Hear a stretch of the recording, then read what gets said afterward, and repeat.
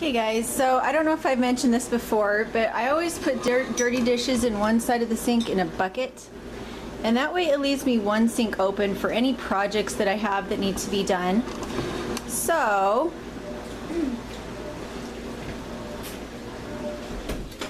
turn off the dishwasher for a minute. So this is a sweater that I've been making over the course of about a year and a half.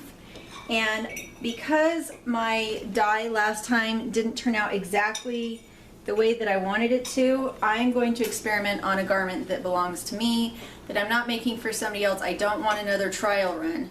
Even though I think that other color is fantastic and beautiful, it just wasn't what I wanted exactly. And so I need it to be exact. I'm making it for somebody else. I need it to be as close as I can possibly get it. So we're going to do another trial run with something that belongs to me. So I use spinning oil on my hands when I spin yarn, and there's also a little bit of lanolin left over in the fleece from when I sheared the sheep and washed it. So I put a little bit of Dawn dish detergent in, and that will take all the oils out.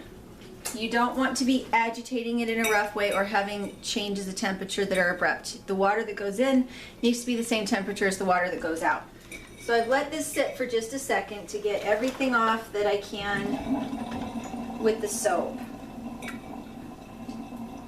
I'm going to let it drain for just a second while I check on the temperature of my dye batch. And I'm tempted to move you back and just restart it so that you can see the whole room.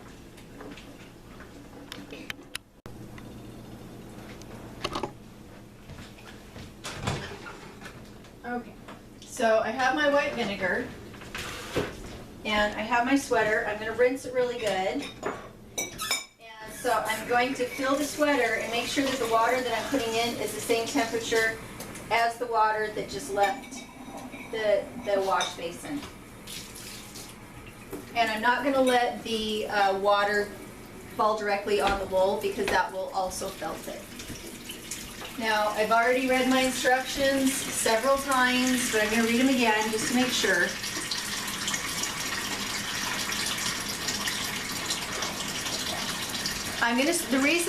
The other reason I'm washing the fiber now is because I need the wool to be warm when it goes into the water. If it's not warm when it goes into this hot water, it's gonna felt. Mom, that color is dye. It is the same color as the color of the sweater you are wearing right now. Is it? Yeah. Oh, that's the other thing. I have on a dingy sweater rather than a nice one. So I'm gonna just rinse this real quick. Make sure I've got all the soap out of it.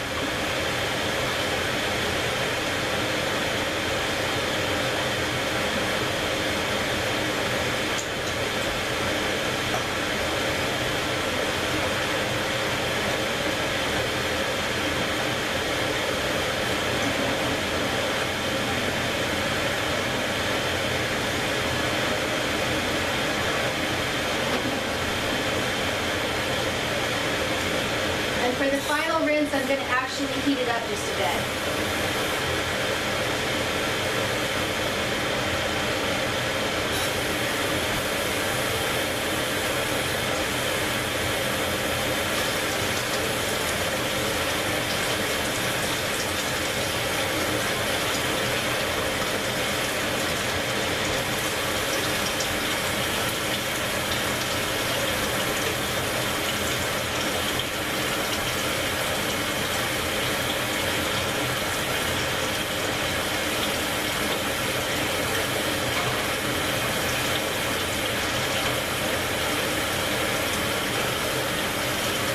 Make sure not to set your spoons or any utensils that have the dye on it on any counters or anything,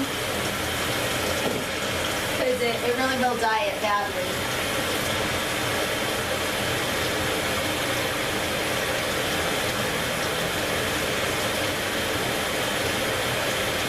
Now I'm going to turn the cold water off and just have it in hot water and let it change for a bit. make sure that the wool is as hot as I can possibly get it.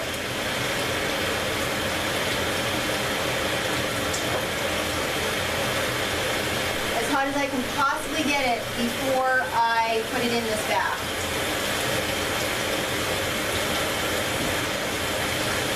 Okay, if you need to come put your dish in the black tub, please.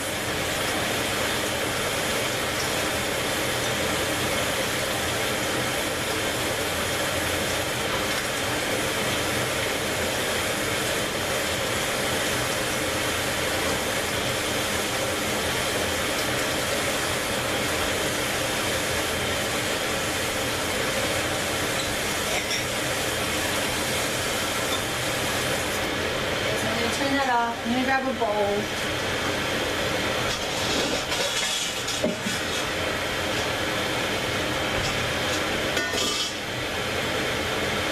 Wow.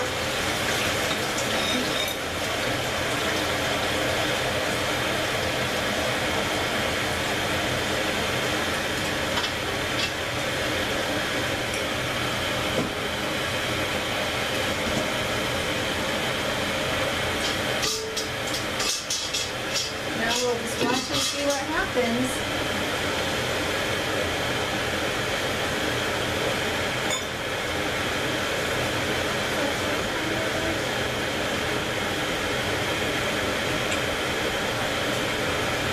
Move away, please.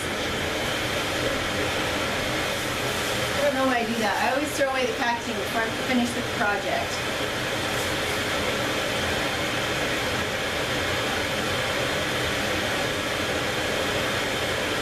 Okay, so I'm going to turn my heat up because it needs to be at a simmer.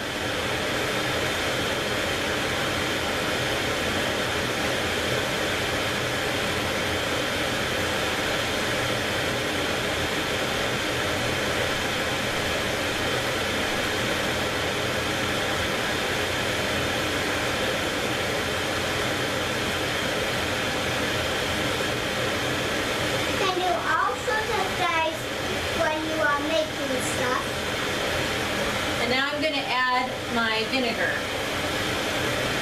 And I'm going to try to keep it, let's see, let's double check. I hate that the instructions aren't better.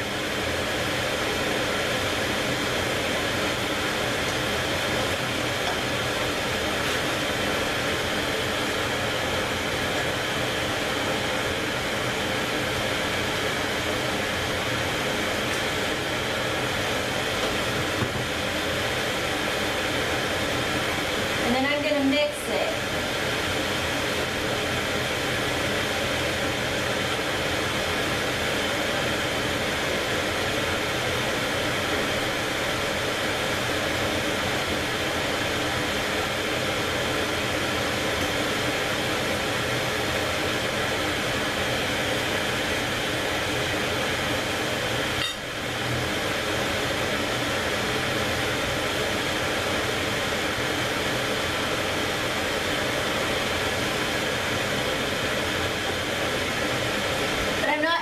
It. I'm just trying to get the fluid to mix better.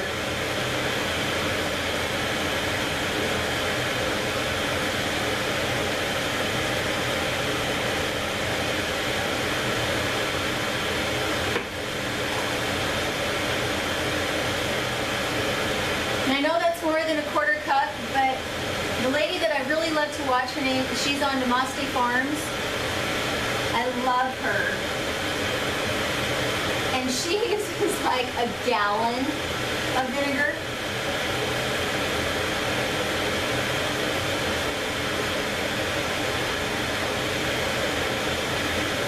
Now I'm going to work really hard not to touch this because it is toxic.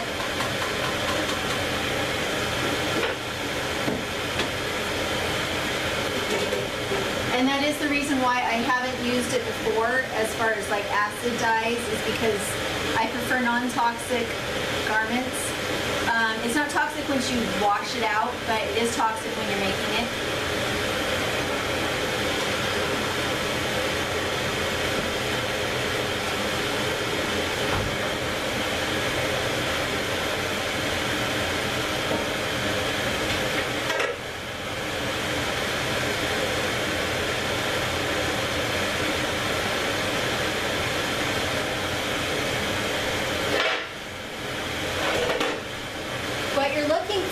done, what you're looking for when you're done is a clear liquid. You want to show that all the dye was able to be absorbed.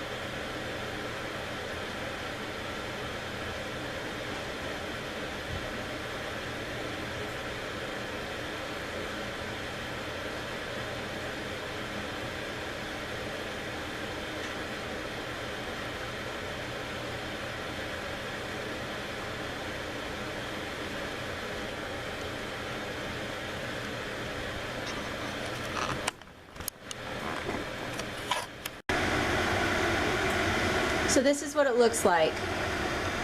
It's supposed to be a mulberry color, and I think it's running pretty true. So this is what I'm doing. I'm making sure that everything gets pushed out under, and what I really want to do is flip it over. So I think I'm going to flip it over, make sure everything got mixed well. Whoa. They're going to be pretty. Yeah. Move it around just a bit.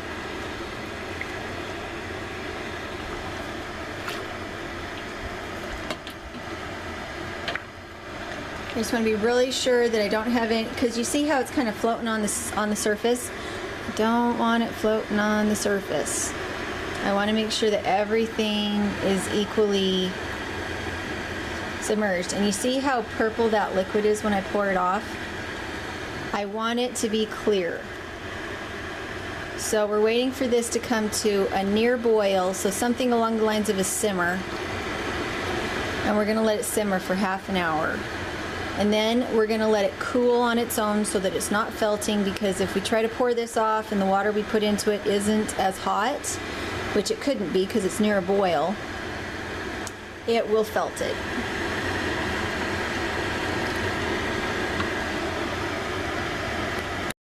So I'm going to show you guys the color that this turned out. I think it's going to work best on my white bedspread, so that's what we're going to try. So this was all one dye pot, dyed at one time. And I'm going to show you the variation that you can end up with. This is a stripe that was from a different sheep. And you can see the difference in how it picked up the dye. This is not a stripe that I made. This is a stripe that the dye picked up. There are other places on this sweater that happened to as well. And honestly, I like it that way because I think that this blue is just way too blue. And you can see just a tiny bit of self-striping. Can you see it? The last row here on the bottom is lighter. There's a tiny bit of light here, darker here, lighter here, much lighter here, and then this up here on the hood. I really like that on the hood, actually. But mostly the reason I was doing this pattern was to try out the pattern itself, not the dye. And so this was not a sacrifice to do this.